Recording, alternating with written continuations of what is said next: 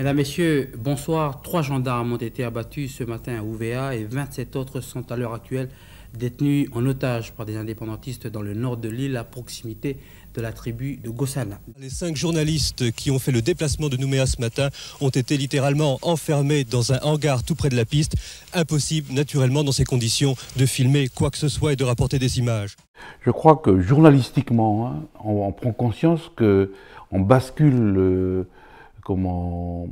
d'un journalisme de proximité, c'est-à-dire notre travail quotidien, à un journalisme de guerre. Parce que très vite, les communications sont coupées. La première équipe qu'on a envoyée, d'ailleurs, a été renvoyée. Voilà.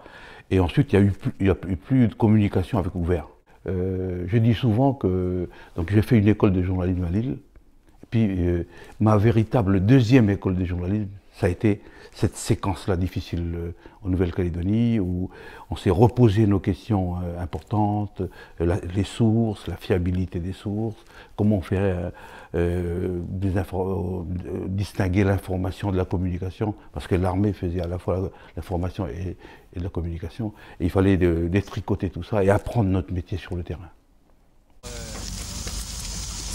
Vous savez comment les gendarmes ont été assassinés? Non, pas du tout. Je peux pas vous dire. Franchement, on écoutait RFO, vous voyez, on écoutait RFO et puis c'est tout. Hein. D'abord, en tant que Calédonien, c'est une blessure ouverte. Finalement, on a vu notre pays se déchirer devant nous. Et c'est vrai que moi, j'étais au journal télévisé, je faisais des reportages, et quand il m'arrivait d'annoncer des morts, je connaissais les personnes, souvent.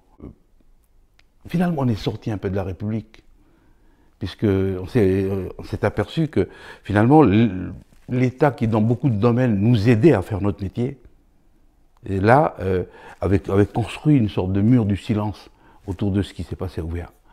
Et là aussi c'est une blessure.